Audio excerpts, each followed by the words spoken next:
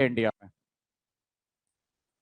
कल पता नहीं कहां से इसको सुन लिया, न्यूज देखो कितना, इसको पढ़ना क्या लिखा हुआ है। कल मैंने बताया था कि रुपए वाली बात हल्के में मत लेना, और मैंने बताया था कि देखो अभी मैं कल बोल रहा था, मुझे लगा थोड़े दिन बाद आएगा, इतनी जल्दी छाप देंगे मुझे नहीं पता था।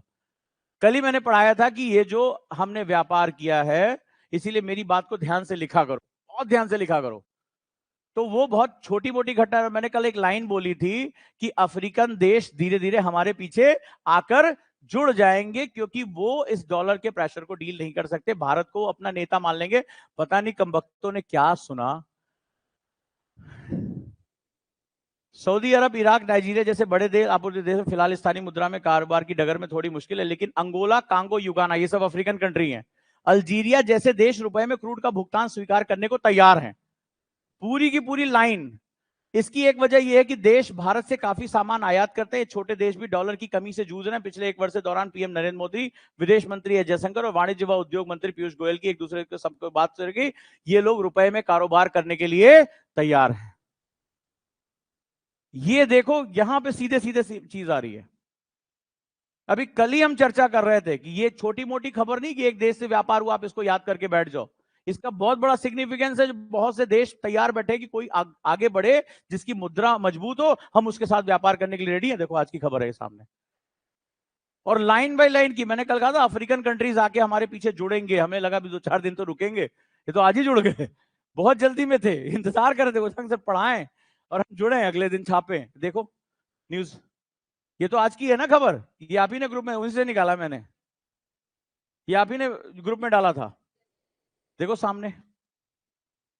तो अगर ये जब हमारे रुपया के जो व्यापार करना शुरू कर देंगे, हमारी पावर के साथ जुड़ेंगे, तो हमारा रुपया क्या होना शुरू हो जाएगा, उसकी डिमांड बढ़नी शुरू हो जाएगी, और डिमांड बढ़नी शुरू हो जाएगी तो हमारा रुपया मजबूत होना।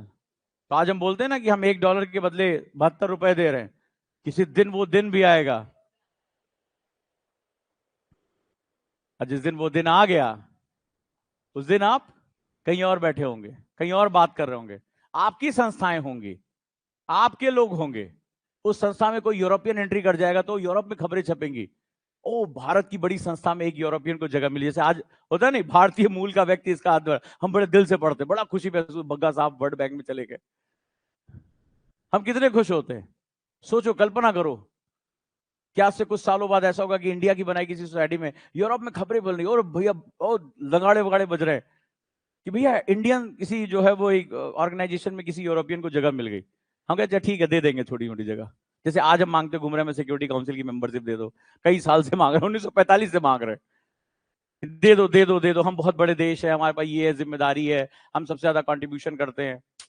कुछ नहीं। अच्छा बोले बहुत ज्यादा मांग रहे हो, अच्छा अस्थाई सीट लेके बैठ जाओ, 2 साल तक खुश रहो, बोले झुंझुना थमा दिया। हाँ, उस पर भी हमारा मीडिया लिखता है, हम आके नेता हमारे भाषण देते हैं कि भारत को अस्थाई मेंबरशिप मिल गई, बड़ा खुश। अच्छा, हम भारत को लगता है हम अस्थाई पे ध्यान नहीं देते हैं, हमें लगता है संयुक्त राष्ट्र में कोई सीट मिल गई है। तो फिर मैंने क्या कहा था, हमारी प्रॉब्लम बहुत गंभीर है, हमें पता सब कुछ है, हम जानते कुछ नहीं है। हमें नहीं पता कि ये संस्था क्या थी, इसके बनने में हमारा क्या योगदान था, हम भी इसके फाउंडर मेंबर्स में शामिल थे। चीन और हमारे साथ दोनों को मौका था, हमने कहा बड़ा भाई पहले, छोटा भाई बाद में। चीन जाएगा तो हमें भी लेके जाएगा, चीन चला गया बोले बट यहां से। हमें पता है कि तुम अगर मेरे साथ चले गए तो तुम्हारे पावर शेयरिंग करनी पड़ेगी। तो जो हम पूरा एशिया में अपनी जो मालिकाना हक रखना चाहते हैं, उन्होंने 1945 में अपना प्लान बना लिया था, और 1945 से वो प्लान एग्जीक्यूट करता चला आ रहा है वो। तो उसने हमें घुसने नहीं दिया, और हम ये सोच के बोले बड़ा भाई जाएगा तो छोटे भाई को साथ लेके जाएगा। बड़ा भाई पहुंचा, छोटे भाई को 2 लाख दिया, बोले बार आज तक हम तो, हम भारतीयों को बड़ा खुशी होता है, देखो अस्थाई सीट मिल गया, 2 साल तक आगे बढ़। बोले करोगे क्या अस्थाई सीट से, कोई डिसीजन ले सकते हो नहीं, कुछ काम कर सकते हो नहीं, वीटो है नहीं, तो फिर बढ़ोगे। हमें क्या, हमें पता सब कुछ है, हम जानते कुछ नहीं कि इसका प्रभाव क्या है हमारे ऊपर। तो ये बहुत इंपॉर्टेंट खबरें हैं जो कल हम लोगों ने डिस्कशन किया था, और ये सारी चीजें वहीं चल रही हैं। अब इसके बाद एक और बड़ी इंपॉर्टेंट आज एक न्यूज आई है जिसपे हमारा अगला चैप्टर शुरू होगा, वो बहुत इंपॉर्टेंट है। ये पढ़ा, इन्हीं की किताब चल रही है आजकल, और बड़ा अच्छा आर्टिकल है। जनमानस में लोकप्रिय हो रही वैश्विक कूटनीति, ये सबसे बड़ा कंट्रीब्यूशन है जयशंकर साहब का, जैसे मैं आपको पढ़ा रहा हूं, ठीक है।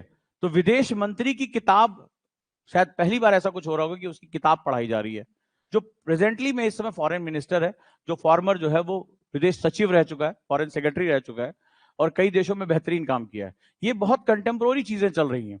इनकी सबसे बड़ी उपलब्धि क्या है? अभी जैसे उनका एक इंटरव्यू आया और उसकी वजह से आज हम भारतीय वैश्विक मामलों में चर्चा करने लगे हैं। ये बहुत बड़ी खास बात है।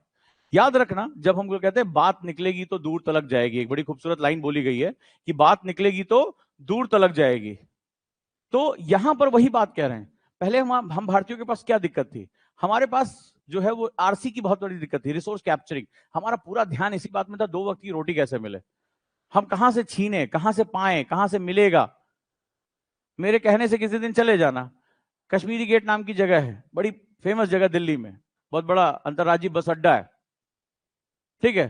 वहां गलती से अपनी गाड़ी की डिक्की खोलना और उसमें खाने का कोई सामान दिख जाए लोगों को, फिर वहां तुम्हें देखना कि भारत में किसी भी सामान के लिए इन गरीबों को कितनी जद्दोजहद करनी पड़ती है।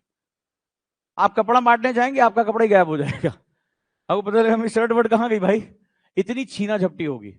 खाना खाने के लिए कि भाई उसमें जो ढंग का खाना मिल जाए, वो कंबल वंबल लेके सड़क किनारे पूरी लाइन। भारत की राजधानी की बात कर रहा हूं मैं, भारत के किसी दूर दराज के इलाके की बात नहीं कर रहा। और जैसे ही आप जाएंगे वो छीना झपटी मच जाएगी कि आप कुछ खाना उनको दे रहे हैं। बहुत से वीडियो मेरे पास पड़े हैं, मैं भी गया था 2-3 बार, ठीक है, डांटना पड़ गया कि भाई एक एक करके लाइन में लगो, मजबूरी है उनकी। वही उनके लिए सबसे इंपॉर्टेंट सेगमेंट है कि भाई ठंड में उनको एक कंबल मिल जाए, आज का खाना मिल जाए उनको ढंग का। बहुत से लोग आते हैं खाना बांटने के लिए। तो ये हमारे भारत की सच्चाई, हम अभी भी रिसोर्स कैप्चरिंग कर रहे हैं। हमें हमें पता है कि हमें नहीं मिलेगा। आज ये मान लो पूरी सब्जी कहीं भी देखो लाइन पे लगी रहती लाइन, क्योंकि हमारे पास रिसोर्स